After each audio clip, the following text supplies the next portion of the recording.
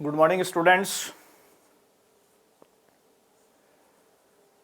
इस YouTube channel के माध्यम से एक बार फिर अपन कंज्यूमर प्रोटेक्शन एक्ट के सिलसिले को जारी रखते हैं।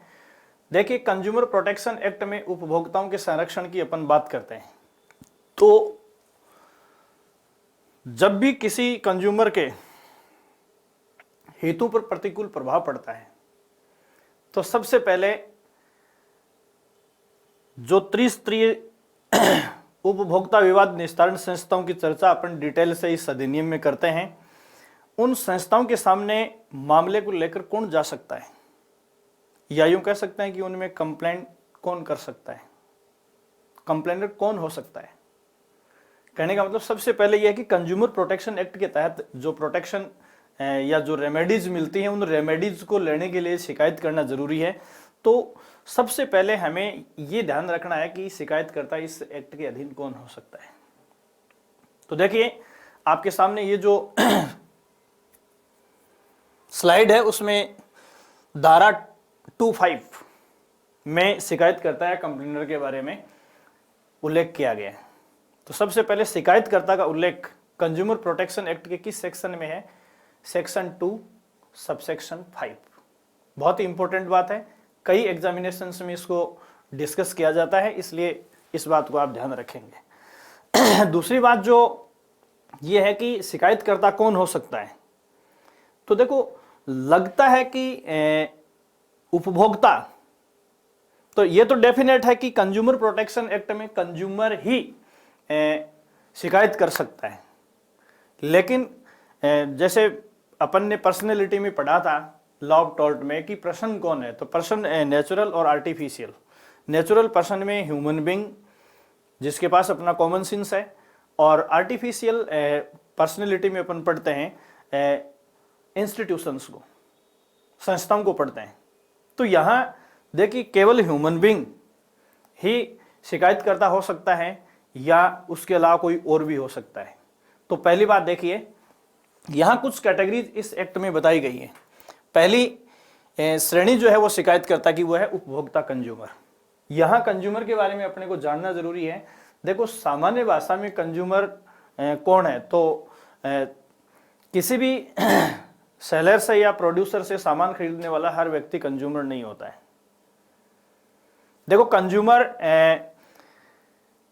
वस्तु के विक्रय के सिलसिले में या श्रेणी में या क्रम में वो व्यक्ति है जिसने वस्तु को अपने उपभोग के लिए खरीदा है, और वो व्यक्ति और आगे उसे फायदे के लिए कहीं विनियोजित नहीं करता है।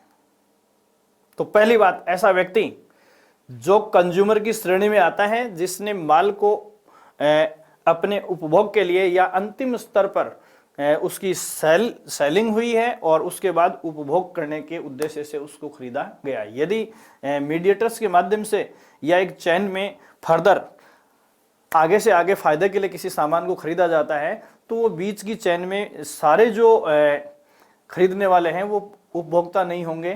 केवल जो अंतिम छोर पर वस्तु को उपभोग के इरादे से खरीदता है और आगे फायदे के लिए उसे विनियोजित नहीं करता। दूसरा देखिए आप, इसमें तत्समय प्रभावगत किसी कानून के अधीन पंजीकृत कोई स्वैच्छिक उपभोक्ता संघ। देखो, voluntary consumer association, voluntary consumer association जो किसी कानून के अधीन जिनका रजिस्ट्रेशन है, जिनका कोई अस्तित्व है, वो सब उपभोक्ता की श्रेणी में आ सकते हैं।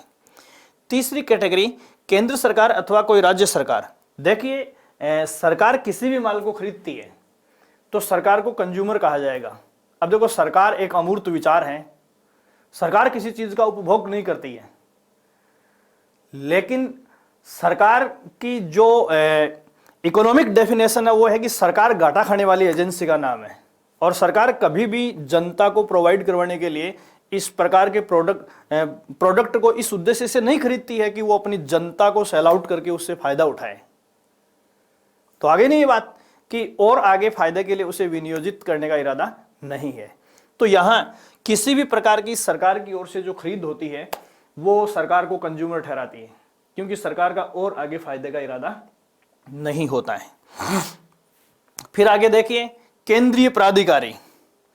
देखो, केंद्रीय प्राधिकारी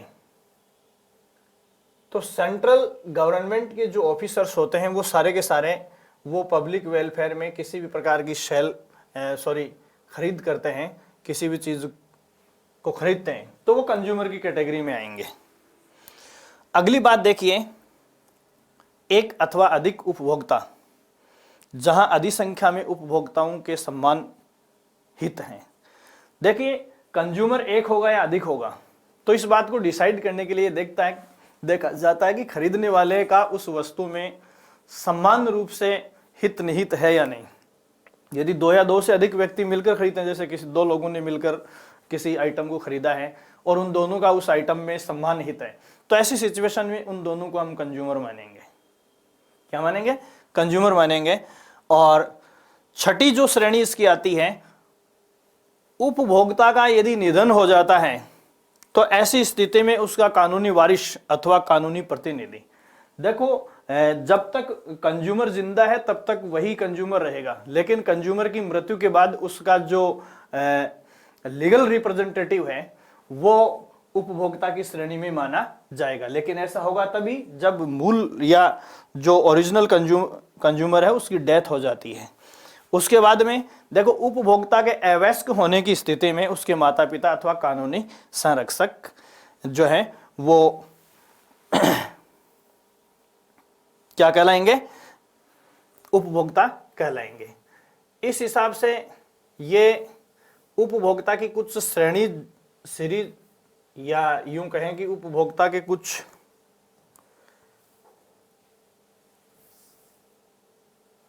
टाइटल्स जो है वो मैंने आपको बताए हैं। तो ये उपभोक्ता की श्रेणी है, बिल्कुल आप समराइज रूप से इनका स्क्रीनशॉट ले सकते हैं। तो आज मैंने आपके साथ जिस चीज़ को डिस्कस किया है वो है कंज्यूमर प्रोटेक्शन एक्ट के तहत कंप्लेनर या शिकायतकर्ता कौन हो सकता है। Thank you so much.